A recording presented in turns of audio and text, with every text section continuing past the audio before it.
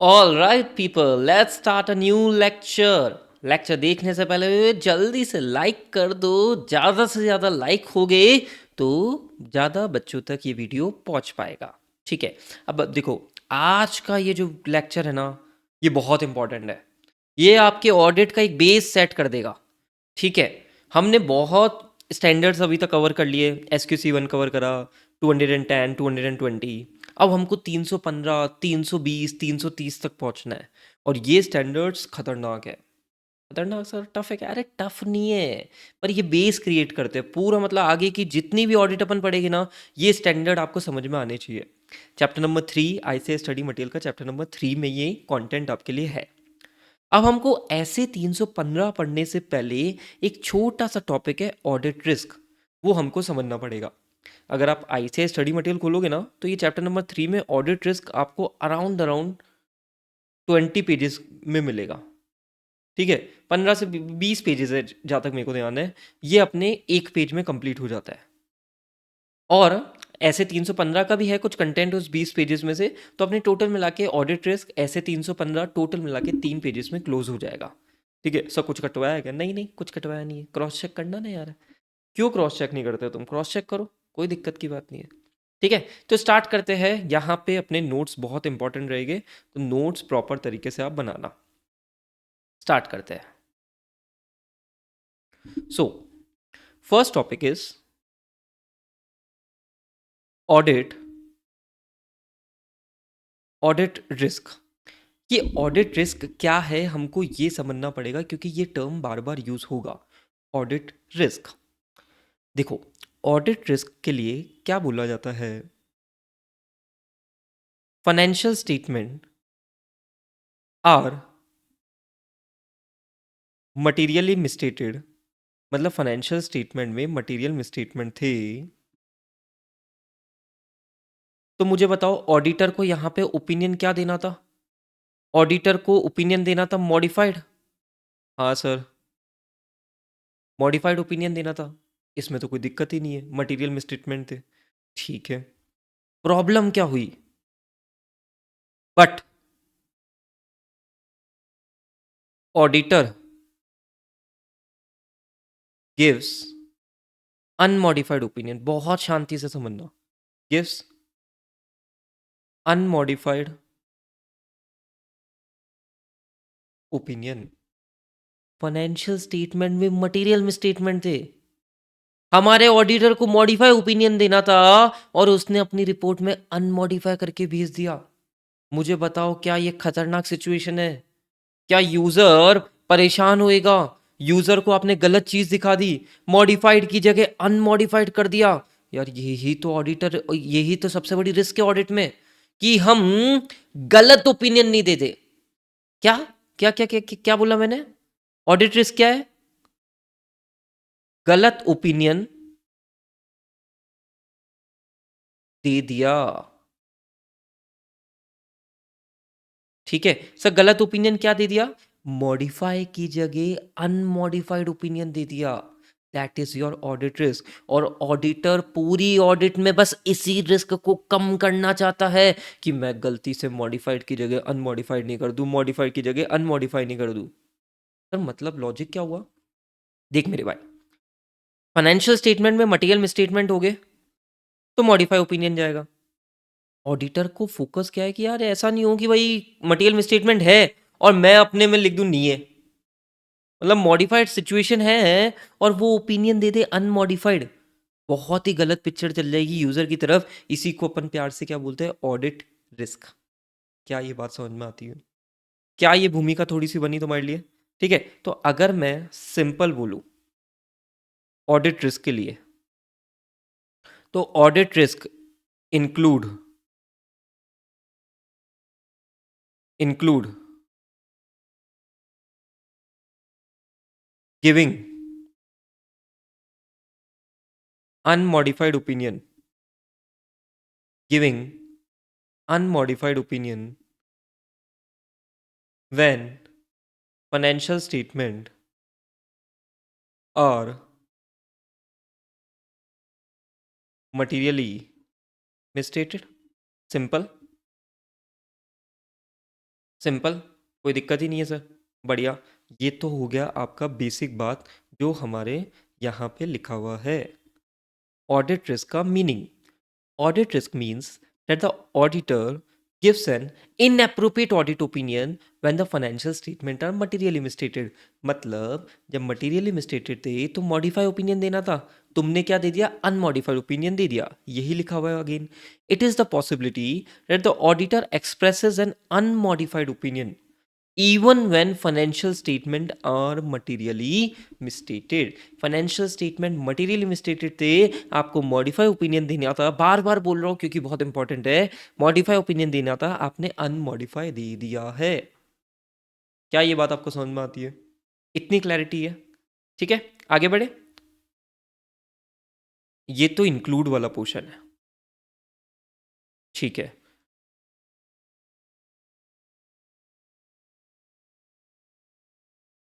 Audit risk does not include audit risk does not include auditor business risk such as loss of goodwill, loss of revenue, etc. And दूसरा, auditor gives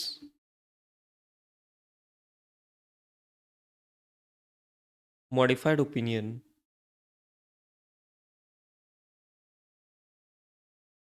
in case of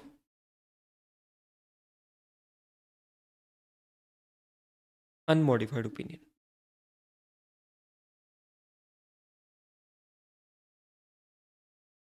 देख भाई, audit में जो auditor की जो business risk है ना कि उसका रेवेन्यू लॉस हो जाए, उसकी गुडविल लॉस हो जाए, ये सब ऑडिट रिस्क नहीं है। वो ऑडिट प्रोसीजर लगाते समय ये चीजें नहीं सोचेगा।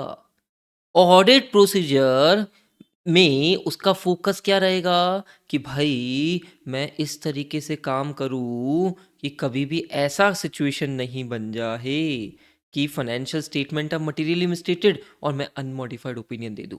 ये उसके लिए रिस्क है।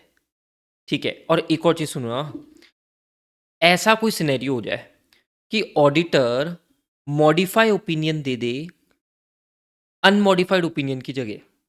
This is not practically possible कि आप अनमॉडिफाइड ओपिनियन की जगह मॉडिफाइड ओपिनियन दे दो, क्योंकि जब आप ओपिनियन देते हो ना तो आपको उसके पीछे का बेस बताना पड़ता है, बेसिस बताना पड़ता है। ठीक है, तो ये तो प्रैक्टिकली पॉसिबल ही नहीं होता कि आप अनमॉडिफाइड की जगह मॉडिफाइड दे दो, प्रैक्टिकली नॉट पॉसिबल। ठीक है, इसको भी आप क्या बोलोगे, ऑडिट रिस्क में इंक्लूड इसको भी करा गया नहीं है। क्या ये बात आपको समझ में आती है? ठीक है, तो एक बार अपन इसको रिवाइज करें। जैसे मैं आपके लिए क्वेश्चंस बना देता हूं। Question, which is included in audit risk, which is included in audit risk। पहला, auditor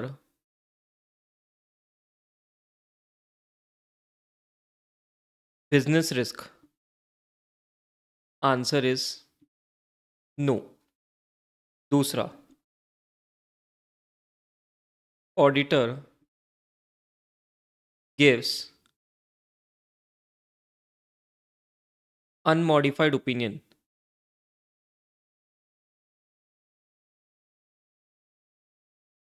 in case of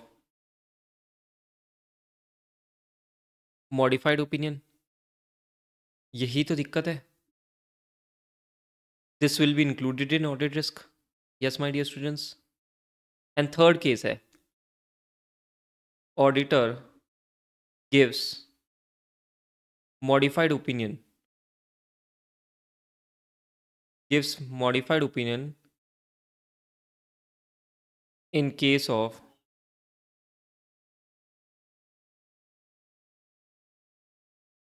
unmodified opinion। Answer is this is also not included in audit risk. Clarity है? Thoughts में clarity है? ये तो तुम्हारा basic meaning हुआ है audit risk का। हमने अभी तक बस audit risk includes and shall not include पढ़ा है। शेल नॉट इंक्लूड मैंने तुम्हें समझा दिया, तुम इसको रीड करोगे कोई दिक्कत की बात नहीं लगेगी। ठीक है, अब अपन पढ़ते हैं आगे की बातें। सर आगे की बातें क्या है?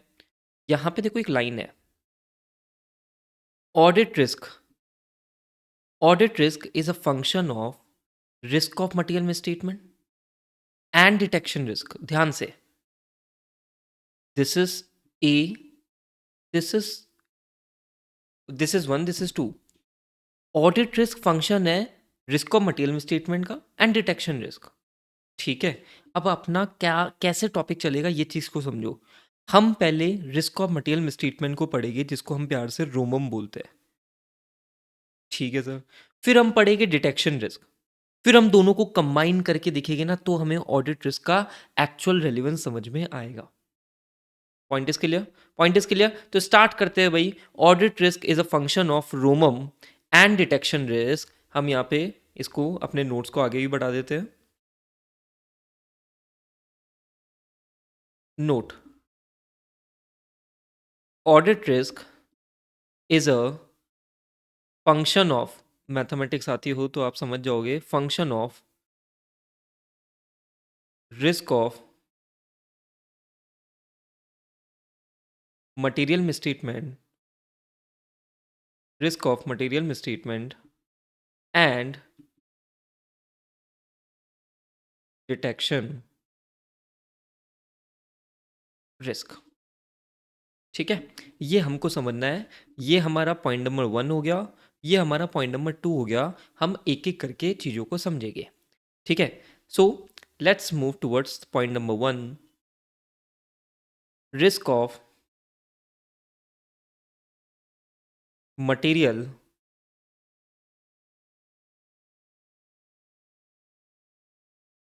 Risk of material mistreatment. ठीक है, ये हमारा पॉइंट नंबर 1 है जिसको हमको समझना है। इधर आओ, बहुत आराम आराम से है ना। ठीक है, first topic is risk of material misstatement. Sir ये रोमम क्या होता है? उससे पहले मैं आपको तुम्हें थोड़ा सा रिवाइज करा देता हूँ। मिसस्टेटमेंट याद है? मिसस्टेटमेंट बेसिक क्लास में हमने पढ़ा था। क्या होता है मिसस्टेटमेंट?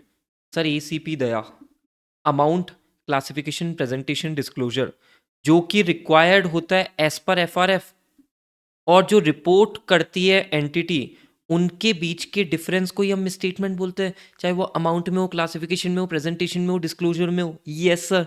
सर एग्जांपल्स याद करवा दो। एग्जांपल्स, इन्वेंट्री का closing stock higher of NRV या lower of NRV, lower of cost of NRV, है ना, इस पे वैल्यू होना चाहिए, और एंटिटी ने कर दिया हायर पे, तो क्या जो रिक्वायर्ड था और जो रिपोर्टेड था उसमें डिफरेंस है? Yes sir, that is misstatement. Revenue nature के एक्सपेंडिचर को कैपिटल एक्सपेंडिचर क्लासिफाई कर दिया, सर ये क्या है? ये क्या है? मिसस्टेटमेंट है। ठीक है, कोई इंपॉर्टेंट डिस्क्लोजर ओमिट कर दिया, क्या है ये? मिसस्टेटमेंट है। याद आ रही है मिसस्टेटमेंट की डेफिनेशन? मिसस्टेटमेंट की डेफिनेशन कैसे याद रखोगे सर? एसीपी दया, अमाउंट क्लासिफिकेशन प्रेजेंटेशन डिस्क्लोजर, जो कि रिक्वायर्ड था एज पर एप्लीकेबल एफआरएफ, और जो रिपोर्ट तुमने कर दिया, इसके बीच में डिफरेंस याद आता है? This is your misstatement. ठीक है, इसको हमने डिटेल में ऑलरेडी कवर कर रखा है हमारी लेक्चर नंबर 1 में। ठीक है, ये आप खुद से रीड करोगे मिसस्टेटमेंट, एंड इसके बहुत सारे एग्जांपल्स दे रखे, जिसमें 2-3 एग्जांपल्स मैंने आपके साथ में डिस्कस कर लिया। ठीक है, डन, कोई दिक्कत नहीं है। अच्छा, अब हमको समझना है risk of material misstatement. Sir what do you mean by रोमम? रोमम क्या है? ठीक है, तुम थोड़ा सा इसके वर्ड पे फोकस करो। पहली चीज तो क्या सर, ये जो मिसस्टेटमेंट है ना, हम मिसस्टेटमेंट, कौन से मिसस्टेटमेंट से बहुत ज़्यादा डरते हैं? हम मटेरियल मिसस्टेटमेंट से ज़्यादा डरते हैं। ऐसे मिसस्टेटमेंट जो यूज़र के डिसीजन को इन्फ्लुएंस कर सके, हमें उनसे बड़ा डर लगता है। ठीक है, detail discussion of material misstatement is in next SA 320, इसी के बाद में है। ठीक है sir. Sir what is risk of material misstatement? तो रिस्क ऑफ मटेरियल मिसस्टेटमेंट के लिए क्या बोला जाता है? It is the risk that the financial statement are materially misstated prior to audit. बिना ऑडिट कराए रिस्क लग रही है कि फाइनेंशियल स्टेटमेंट में मिसस्टेटमेंट होगी, मटेरियल मिसस्टेटमेंट होगी। पर मतलब देख मेरे भाई, ऑडिट हुई नहीं है, ऑडिट अभी ऑडिटर ने कुछ करा ही नहीं है। ऑडिटर तो ये मिसस्टेटमेंट को डिटेक्ट करेगा ना, और एग्जामिनेशन करेगा तो प्रोसीजर्स लगाएगा, चेकिंग करेगा, कुछ ना कुछ उसको गलतियां मिलेगी। हाँ सर, ये तो बात की बात है। रोमम को हम क्या बोलते हैं कि भाई ऑडिट स्टार्ट होने से पहले फाइनेंशियल स्टेटमेंट में मटेरियली मिसस्टेटमेंट है। ठीक है, फाइनेंशियल स्टेटमेंट में मटेरियल मिसस्टेटमेंट है before prior to the audit. ठीक है, this is a basic definition of risk of material misstatement. ठीक है सर, अब मेरी बात को ध्यान से सुनना। रोमम है ना, हम रिस्क ऑफ मटेरियल मिसस्टेटमेंट को क्या बोलेंगे? रोमम। रोमम दो लेवल पे होता है। एक होता है रोमम असर्शन लेवल पे, और एक होता है ROMM at the overall financial statement level. दोनों को ध्यान से सुनना, मेरी बात को आप ध्यान से सुनना। मैं अब नोट्स आपको यहां से बनवाना स्टार्ट कर रहा हूं।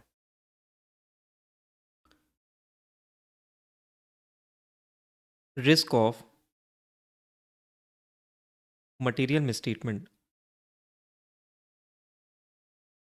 रिस्क ऑफ मटेरियल मिसस्टेटमेंट, जिसको हम प्यार से बोलेंगे रोमम।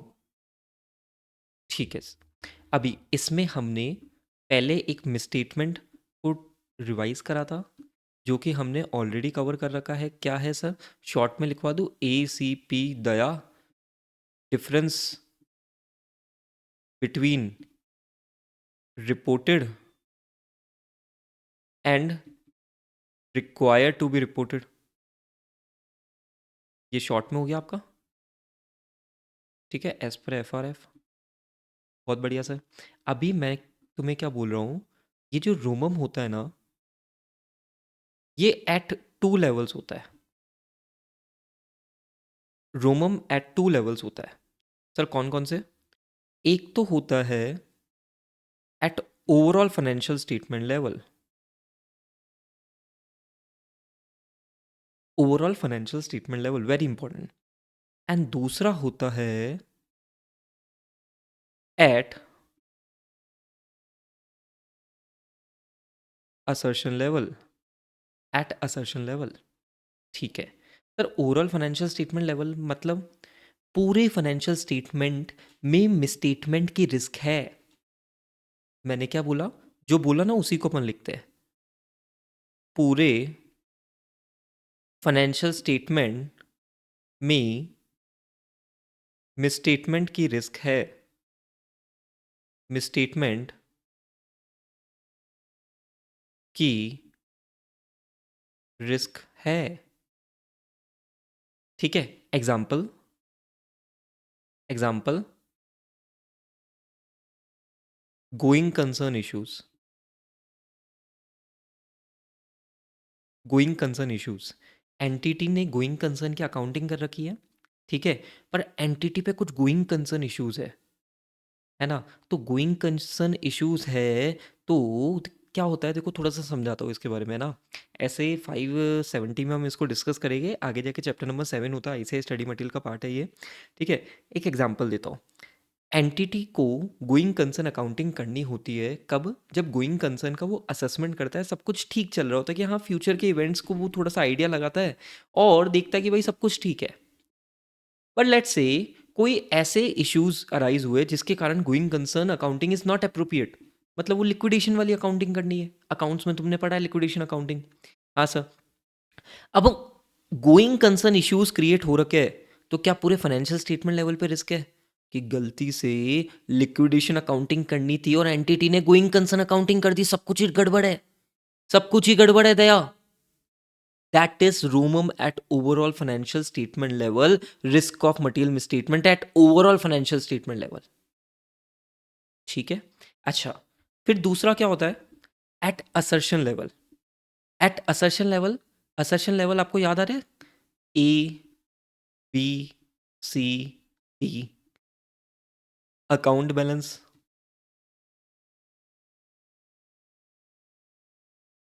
Class of transaction and disclosure. Sir इसका मतलब क्या है? आपको रिस्क लग रही है मटेरियल मिसस्टेटमेंट की एट पर्टिकुलर अकाउंट बैलेंस, कोई बैलेंस शीट के आइटम में, लेट्स से डेटर, कोई पीएनएल के आइटम में, क्लास ऑफ ट्रांजैक्शन, कोई डिस्क्लोजर से रिलेटेड रिस्क लग रही है। ठीक है सर। सर ये रिस्क लगती कैसे है उसके बारे में ऐसे 315 में थोड़ा सा डिस्कशन होएगा, बढ़िया चटपटा डिस्कशन होगा। ठीक है। तो रोमम दो लेवल पे होता है, overall financial statement level and at assertion level. Overall financial statement level का मतलब क्या? पूरे फाइनेंशियल स्टेटमेंट में मिसस्टेटमेंट की रिस्क है, पूरे फाइनेंशियल स्टेटमेंट में मिसस्टेटमेंट की रिस्क है। एंड एट असर्शन लेवल मतलब वो account balance, class of transaction, disclosure, इनमें रिस्क है। ठीक है, ठीक है। क्या ये बात आपको समझ में आती है? क्लैरिटी है थोड़ी सी? थॉट्स में क्लैरिटी है? आओ इधर आओ। रोमम at two levels. First, at overall financial statement level, it refers to Romum that relate pervasively. Sir, what do you mean by pervasively? फैला हुआ, पूरे फाइनेंशियल स्टेटमेंट में फैला हुआ, या बहुत सारे असर्शंस को इम्पैक्ट कर रहा है एक साथ, pervasively to the financial statement as a whole and potentially affect many assertions. ठीक है। रोमम एट असर्शन लेवल, ये कुछ पर्टिकुलर असर्शन से related, account balance, class of transaction, disclosure. ठीक है। ऑडिटर इस पे भी रिस्क को असेस करता है। Are assessed are assessed in order to determine the nature, timing and extent of further audit procedure necessary to obtain sufficient appropriate audit evidence. Sir ये तो ऊपर से गया बेटा, इसको अभी समझना भी नहीं है। ये जब अपन थोड़ा सा आगे बढ़ेंगे ना तो इस लाइन का मतलब समझ में आएगा, and I will connect thoughts with SA 330। Further audit procedure का एक स्टैंडर्ड है SA 330, वहां पे मैं इसको कनेक्ट करूंगा, डोंट वरी। बट अभी तुम्हें इतना समझ में आना चाहिए कि risk of material misstatement as it is at two levels, first overall financial statement level and second assertion level. क्या ये बात आपको समझ में आती है? क्लैरिटी आ रही है थॉट्स में? ठीक है। अभी अब अपन डिस्कशन को थोड़ा सा और अंदर डेप्थ में जाने की कोशिश करेंगे। हमने रोमम एट टू लेवल्स पढ़ा, risk of material misstatement overall financial statement level पे भी होता है, असर्शन लेवल पे भी होता है। Now we will be discussing components of ROMM, components of risk of material misstatement. बहुत अच्छा डिस्कशन जाएगा, फोकस करके चलना। Components of risk of material misstatement.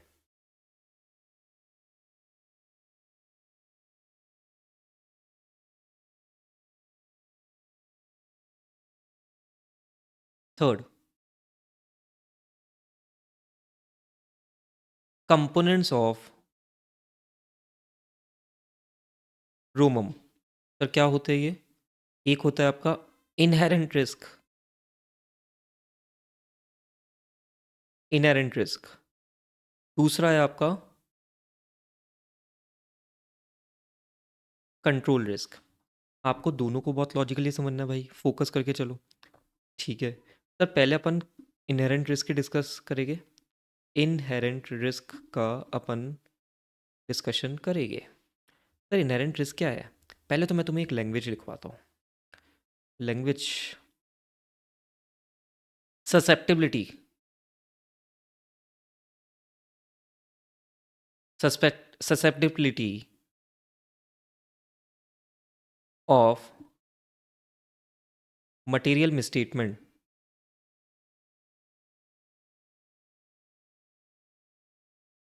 Susceptibility of material misstatement. ठीक है।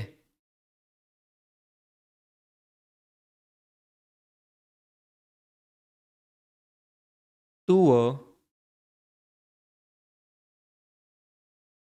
असर्शन, असर्शन से रिलेटेड तुम्हें वो तीन बातें याद होनी चाहिए, ABCD।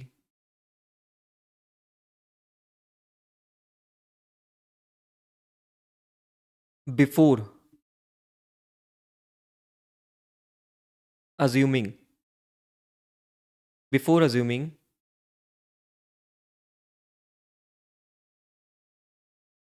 Any controls. ठीक है। What do you mean by susceptibility? ये ससेप्टिबिलिटी क्या होता है?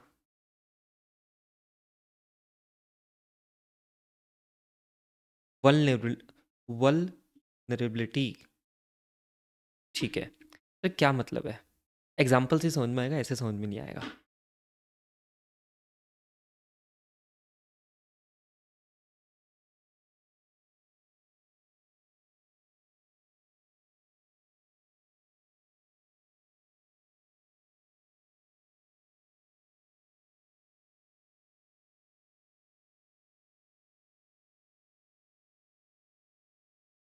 ठीक है, देखो मेरी बात को ध्यान से सुनना, बिल्कुल दिमाग लगाना, लॉजिकली थिंकिंग रखोगे, आंसर आएगा। आपको रिस्क और मटेरियल में स्टेटमेंट ढूंढना है, तो उसके लिए दो तरीके हैं। Inherent risk, control risk, components पता है उसके। इनहेरेंट रिस्क क्या है? Susceptibility of material misstatement to assertion. What do mean by susceptibility? Vulnerability, या सस्पेक्ट हो रहा है तुमको कि इस असर्शन में मटेरियल मिसस्टेटमेंट मिलेगा।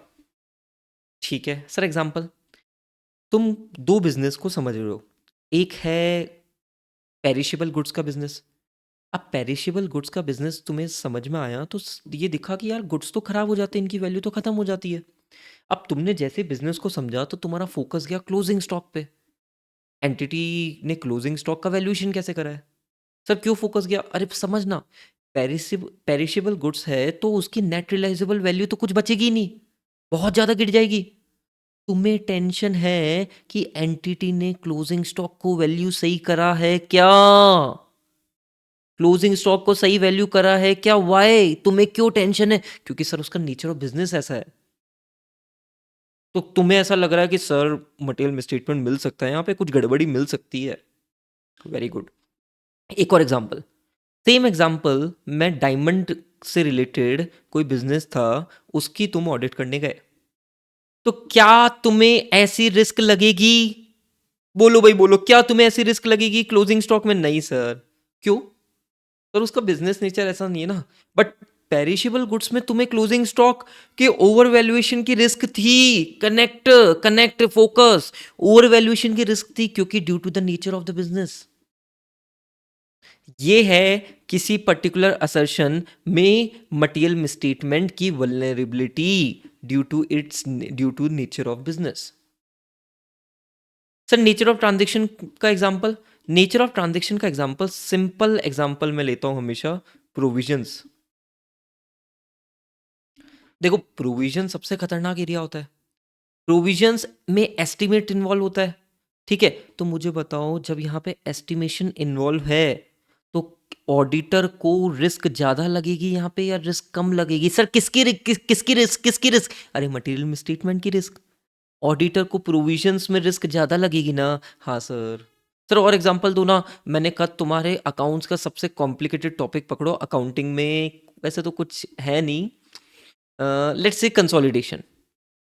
कंसोलिडेशन में जब कंसोलिडेशन करा एंटिटी ने तो ऑडिटर को वहां पे रिस्क, वहां पे रिस्क ज्यादा लगेगी क्या? हाँ सर, क्योंकि sir consolidation is a tough tough task, adjustment करने कुछ तो गड़बड़ मिल सकती है। ये उसके इनहेरेंट नेचर के कारण हो रहा है। ठीक है। जब फाइनल में डिस्कशन होता है ना, तो फाइनल में एक टॉपिक आता है फाइनेंशियल इंस्ट्रूमेंट। हालत खराब हो जाती है पढ़ते पढ़ते। ठीक है, टीचर को समझ में नहीं आता कि कितना डिटेल में जाए यहाँ पे। बच्चों को समझ में, बच्चों को तो वैसे ही सब भारी हो जाता है बच्चों के लिए, मेरे को तो बहुत भारी लगता था। ठीक है, तो ऐसे में फाइनेंशियल इंस्ट्रूमेंट सोचो, सीए के स्टूडेंट्स को टफ लगता है, तो वहां पे एंटिटी ने उसका सही ट्रीटमेंट कराया नहीं कराया, ऑडिटर को क्या टेंशन रहेगी? यही है material misstatement, risk of material misstatement to a particular assertion. Susceptibility है, डाउट है, वल्नरेबिलिटी है कि यार यहाँ पे due to the nature of the business, due to the nature of transaction misstatement मिल सकते हैं। Are you getting my point? Are you getting my point? Susceptibility of material misstatement to assertion. ठीक है sir, what do mean by before assuming any controls? Sir ये किसकी बात हो रही है? अरे वो कंट्रोल्स नहीं लगते, इंटरनल कंट्रोल्स, इसके बारे में भी एग्जांपल्स लिए थे हमने। हम अभी जब इनहेरेंट रिस्क को पढ़ते हैं तो हम मान के चलते हैं कोई भी कंट्रोल प्रेजेंट नहीं है, कोई भी कंट्रोल प्रेजेंट नहीं है। हमने तो नेचर ऑफ बिजनेस समझा, जैसे पेरिशेबल गुड्स का बिजनेस है तो हमने एक आइडिया लगाया, अब उससे रिलेटेड एंटिटी ने क्या कंट्रोल्स लगाए होंगे अभी हमने उसकी बात ही नहीं करी है। Ignore the controls. ठीक है, क्लैरिटी है। ठीक है, अच्छा, अभी तुम थोड़ा सा कनेक्ट कर पा रहोगे बिफोर अज्यूमिंग एनी कंट्रोल, और दूसरा ये आपका है कंट्रोल रिस्क। ठीक है, देखते अभी है ना, एक बार इनहेरेंट रिस्क को तो पढ़े। Check the language. यहाँ पे लैंग्वेज बड़ी प्यारी है, मतलब तुम्हें समझ में आएगा तो लैंग्वेज याद हो जाएगी, कोई बहुत टफ नहीं है। Susceptibility, what do mean by susceptibility? Vulnerability of an assertion. Assertion से रिलेटेड वही बात है, क्लास और transaction account balance disclosure to a misstatement. अब मिसस्टेटमेंट कौन सा? मटेरियल वाला, either individual or when aggregated with other misstatement, and most important line, before consideration of any related control as described in essay 200। कोई भी control है, तुम assume कर रहे हो कि ऐसा, तुम अज्यूम कर रहे हो कि देर आर नो कंट्रोल्स। ठीक है, क्या लिखा है मैंने? ये arise due to the nature of the business and due to the nature of the assertion. ठीक है, nature of the business, nature of the assertion, दोनों के मैंने आपको एग्जांपल्स दिए। It is important to consider the reason for each identified inherent risk even if the risk is lower when auditor designs. Oh, भारी भारी word आ रहे हैं। ठीक है, पता नहीं सर हमें क्या लिखा हुआ है, हमें जानना भी नहीं है, हम थोड़ी देर में जानेंगे इनके बारे में। ठीक है, it is important to consider, हमें देखो क्या होता है, इनहेरेंट रिस्क ज़्यादा है या कम है, ऑडिटर को डिटरमाइन करना है कि किसमें कौन से पर्टिकुलर असर्शन में इनहेरेंट रिस्क ज़्यादा लग रही है, कहाँ पे कम लग रही है। ठीक है, obviously it will be higher for some assertion than for others. For example it may be higher for complex calculations. क्यों सर कॉम्प्लेक्स कैलकुलेशन क्यों? क्योंकि भाई ऑडिटर को दिखेगा ना, जैसे फॉर एग्जाम्पल लीजेज है, लीजेज में लेट से कोई कॉम्प्लिकेटेड कॉम्प्लिकेटेड कैलकुलेशंस है, तो ऑडिटर को क्या लगेगा? रिस्क लगेगी, स्टेटमेंट मिल सकता है। ठीक है, कोई इंपॉर्टेंट डिस्क्लोजर्स है, ठीक है, कॉम्प्लिकेटेड डिस्क्लोजर्स है लेट से, वहाँ पे ऑडिटर को क्या लगेगा? रिस्क लगेगी। समझ रहे हो? एग्जाम्पल्स देखो, कुछ एग्जाम्पल्स देखो। Complex accounting standards, inherent risk of misstatement due to the management potential misunderstanding of complex accounting guidance. समझ सकते हो तुम। दूसरा, इंडस्ट्री फेलियर्स, बहुत सारी इंडस्ट्रीज फेल हो रही है, बहुत सारी इंडस्ट्रीज फेल हो रही है, तो तुम्हें क्या रिस्क लगेगी? अरे भाई अकाउंटिंग सही हो रही है नहीं हो रही है वहाँ पे। ठीक है सर, ठीक है। एक अगर समझो तो हमने ये किसके कारण रिस्क अराइज हुई है? सर बिजनेस के कारण, मतलब एंटिटी से रिलेटेड रिस्क है, या नेचर ऑफ असर्शन से कारण, मतलब एंटिटी से रिलेटेड रिस्क ही लग रही है ये इनहेरेंट रिस्क। ठीक है, हमारे ऑडिटर ने तो कुछ नहीं करा ना, ऑडिटर की तो कोई गलती नहीं ना, एंटिटी की रिस्क है ये, एंटिटी से रिलेटेड रिस्क है ये, inherent risk. And most important line is before consideration of any related control there is a susceptibility of an assertion that there can be a material misstatement either individually or in aggregated before assuming that there are no related controls। ठीक है, example मैंने आपको दिए, inherent risk का concept आपको बहुत ढंग से समझाने की कोशिश करी है। ठीक है, what you need to do, video को एक बार पॉज कर लो और एक बार अपने जो नोट्स आपने बनाए उसको एक बार यहाँ तक रीड कर लो। ठीक है, उसके बाद में आगे जाना कंट्रोल रिस्क पे, क्योंकि चीज़ें लिंक होएगी। Answer. Now let's talk about the control risk, very important।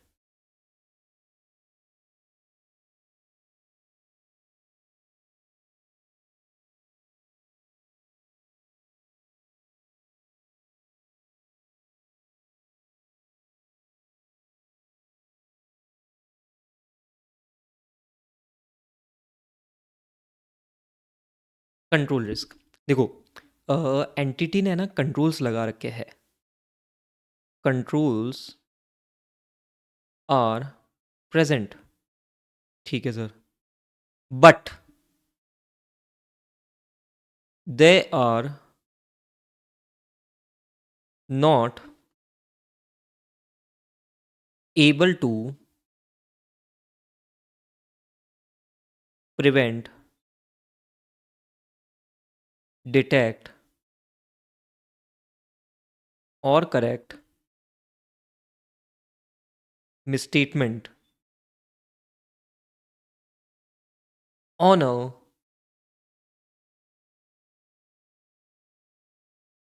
timely basis। पहले तो हमने इनहेरेंट रिस्क में तो क्या माना था, सर कंट्रोल्स है ही नहीं। अब दूसरा है कंट्रोल रिस्क, जहां पे हम क्या बोल रहे हैं, कंट्रोल्स तो लगे हुए हैं पर वो controls are not able to prevent it correct misstatement on a timely basis. मतलब क्या मैं इशारा कर रहा हूं इनइफेक्टिव कंट्रोल्स की तरफ? ये इनइफेक्टिव कंट्रोल्स के कारण जो रिस्क पैदा हो रही है, क्या हम उसके बारे में बातें कर रहे हैं? फॉर एग्जांपल दूं ना, लेट्स से कोई एंटिटी है जिसमें परचेज डिपार्टमेंट में किसी पर्सन को ऑथराइज करा कि तुम ही ऑर्डर करोगे, बट वो भाई साहब अपनी रिस्पॉन्सिबिलिटी पूरी नहीं कर रहा और परचेज डिपार्टमेंट में 4 लोग ऐसे हैं जो ऑर्डर कर रहे हैं माल का। क्या इनइफेक्टिव कंट्रोल है? यस सर, इनइफेक्टिव कंट्रोल है तो देर आर चांसेस मिसस्टेटमेंट की prevent detect correct timely basis पे ना हो। This is your control risk. ठीक है, ठीक है। लेट्स से कोई रिलेटेड पार्टी के ट्रांजेक्शन से रिलेटेड बहुत इंपॉर्टेंट कंट्रोल्स लगाए हुए हैं कि कैसे ट्रांजेक्शन्स हो गए, कैसे क्या हो गए, बट कोई फॉलो ही नहीं हो रहा है। ठीक है, they are not able to prevent detect correct misstatement, ineffective controls है। क्या ये बात आपको समझ में आती है? अच्छा, एक चीज समझो ना,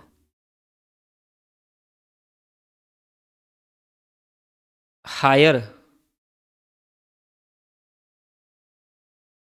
इनइफेक्टिवनेस, अगर कंट्रोल्स बहुत ज़्यादा इनइफेक्टिव हो गए, तुम बताओ ना, ऑडिटर को प्रोसीजर्स ज़्यादा लगाने पड़ेंगे क्या? मोर ऑडिट प्रोसीजर्स, मोर ऑडिट प्रोसीजर। ठीक है, मतलब इनइफेक्टिवनेस ज़्यादा है ना, तो ऑडिट प्रोसीजर ज़्यादा लगेंगे, सिंपल है। ठीक है, ठीक है सर, क्यों? सर क्यों ज़्यादा लगेंगे? अरे कंट्रोल रिस्क है ना, इनइफेक्टिव होगी तो कंट्रोल रिस्क ज़्यादा होगी। ज़्यादा होगी तो भाई ऑडिटर को फिर टेंशन रहेगी, भाई सर मिसस्टेटमेंट मिलेगा, मिसस्टेटमेंट मिलेगा, ऑडिट प्रोसीजर ज़्यादा लगाओ। क्या ये बातें तुम्हें समझ में आती है? क्लैरिटी आती है? ठीक है, आओ कंट्रोल रिस्क के बारे में।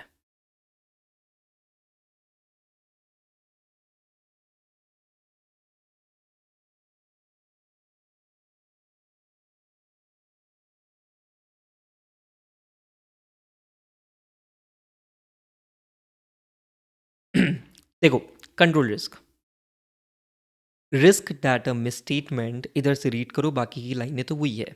Misstatement will not be prevented, detected, corrected on a timely basis by the entities internal control. यही हमने बातें करी थी। ठीक है, control is risk is a risk that the internal control existing and operating in an entity would not be efficient enough to stop from happening or find and then rectify in an appropriate time any material misstatement।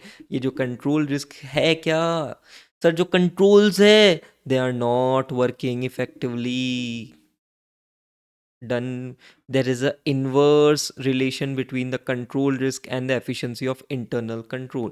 Sir कैसे? अगर efficiency ज़्यादा होगी, मतलब बढ़िया काम कर रहा है, तो रिस्क कम होगी। बट अगर एफिशिएंसी कम होगी कंट्रोल इंटरनल कंट्रोल्स की, तो ऑब्वियसली रिस्क ज़्यादा होगी। बहुत लॉजिकल है। ठीक है सर, बहुत लॉजिकल है।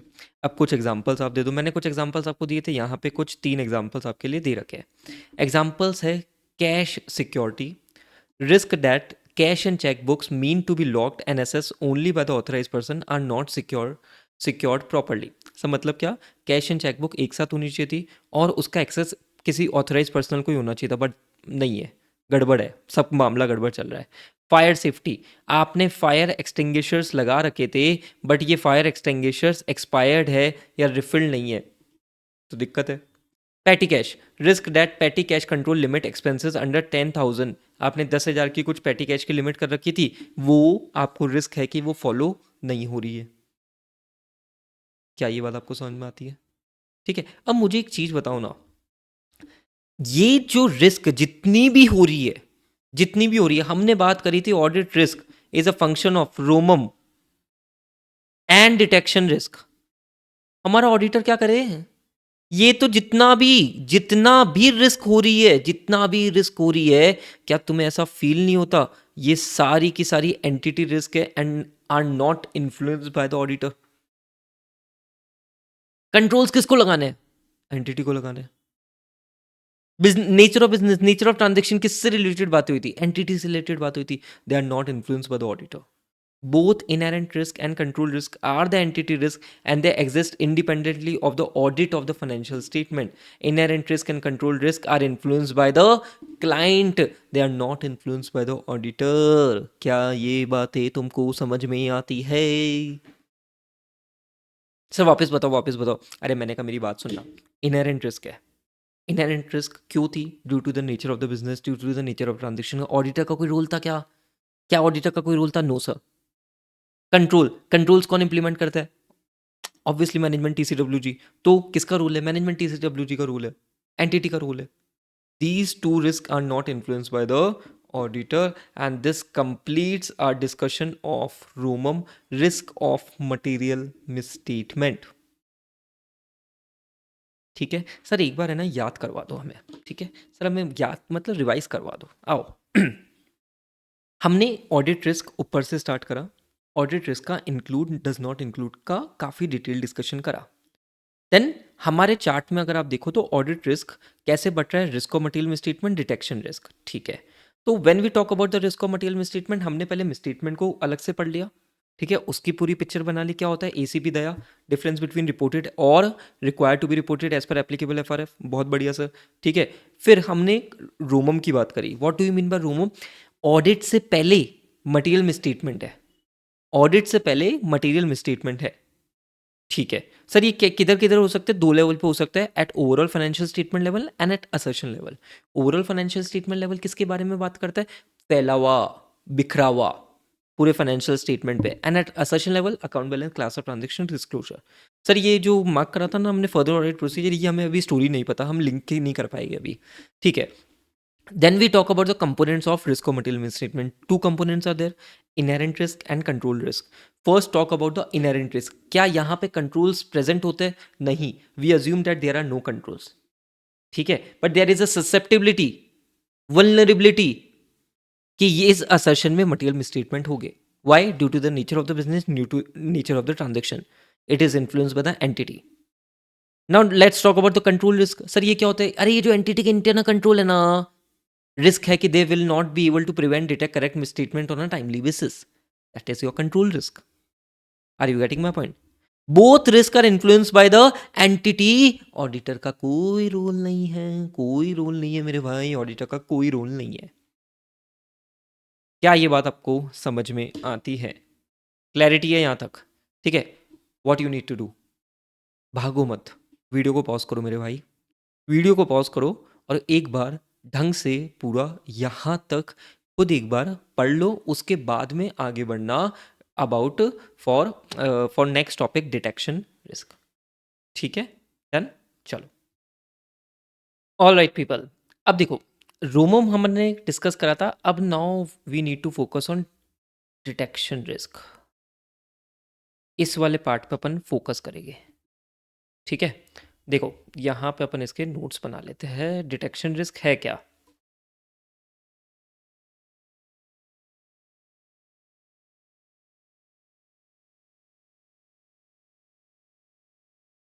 डिटेक्शन रिस्क, पहली बात, ये रिस्क अराइज क्यों हो रही है?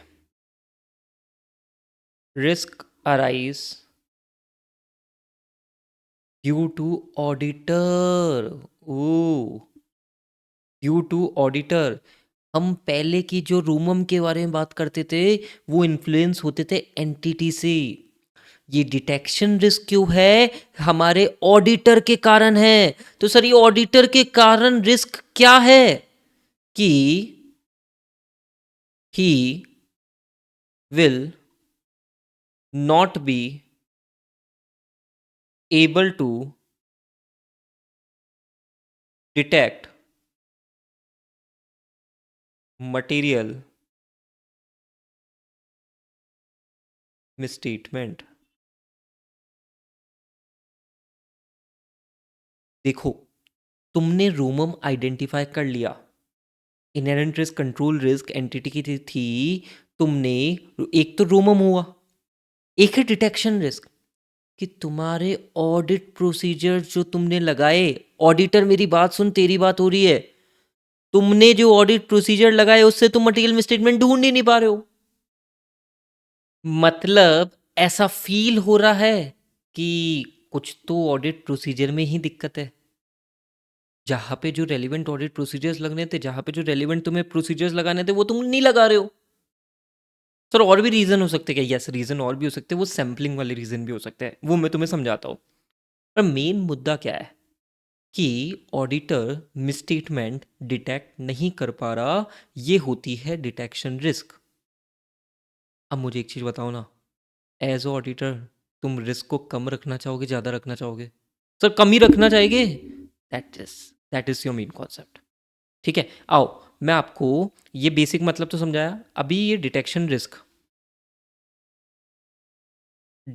रिस्क के बारे में हम बात करें तो ये दो कारण से अराइज होती है, sampling risk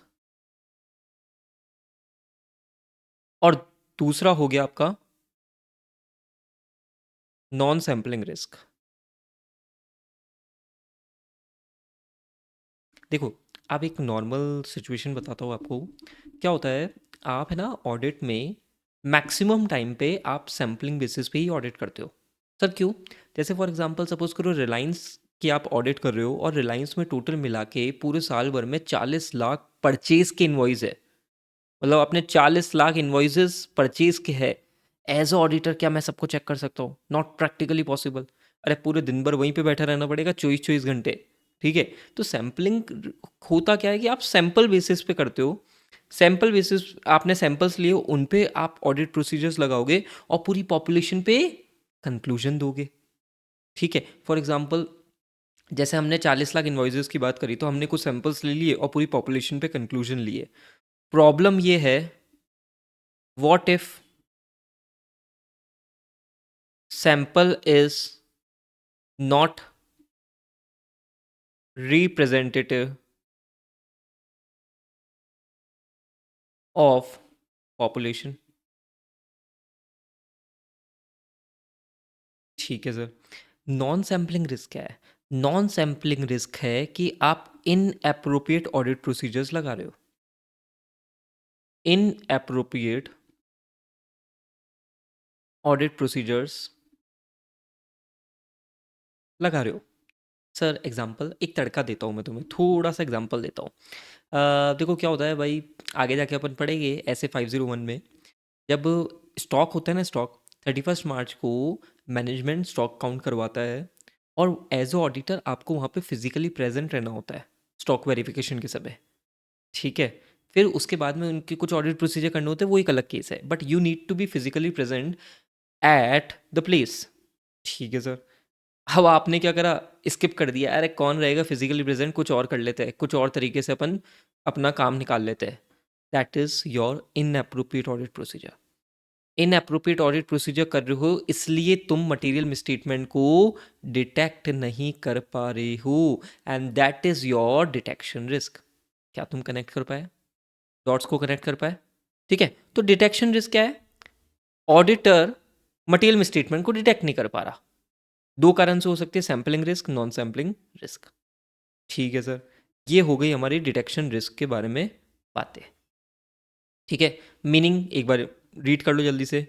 risk that the procedure performed by the auditor, देखो क्या लिखा हुआ है, focus here, procedures performed by the auditor to reduce audit risk to an acceptable low level will not detect a misstatement that exists. that could be material either individually or when aggregated with other misstatement. The auditor can only influence detection risk. आपको conceptually इसलिए समझना जरूरी है क्योंकि ये छोटी छोटी चीज़ों से MCQ बन सकता है, ठीक है। अच्छा, ऑब्वियसली आपको अपनी रिस्क को कम करना है तो ऑडिट प्रोसीजर्स बढ़ाओ, सैम्पलिंग बढ़ाओ, ठीक है। एक्सपीरियंस लोगों को अपनी टीम में रखो ताकि आप सही से काम कर सको, मिसस्टेटमेंट ढूंढ पाओ, ठीक है। डेटा इस पे क्वेश्चन बन सकता है ना, इस पे क्वेश्चन बना नहीं है जनरली, इस पे एक क्वेश्चन बन सकता है 2 नंबर का। डिटेक्शन रिस्क में be reduce by increasing areas of checking, testing larger samples and bye including competent and experience person in the engagement team, ठीक है सर। कुछ एग्जाम्पल्स दे रखे हैं। Inventory count. Risk of undetected misstatement as the auditor relies on alternative procedure instead of attending the inventory count. ये कौन सा लग रहा है आपको? नॉन सैम्पलिंग रिस्क, ठीक है। Sampling risk, risk that the revenue sample audited is not representative of the overall revenue leading to undetected misstatement, ठीक है। ये आपके 2 पॉइंट है, comprise of sampling risk and non sampling risk, ठीक है। Sampling risk, non sampling risk, इसको आप बस एक बार खुद से रीड करोगे लेक्चर देखने के बाद में, पूरा कॉन्सेप्ट मैंने आपको समझा दिया, ठीक है sir. Done, this is all about detection risk. अब थोड़ा सा लॉजिक समझो। आपका जो ऑडिट रिस्क होता है ना, audit risk is a function of रोमम and detection risk, ठीक है। आपने इसको समझा और कंबाइन में अगर अपन बात करें तो वो आपका ऑडिट रिस्क हो गया। क्या ये बात आपको समझ में आती है? मतलब पहले तो वो रोमम क्या है वो हमने समझा, फिर हमने डिटेक्शन रिस्क समझा। इनका function is your audit risk.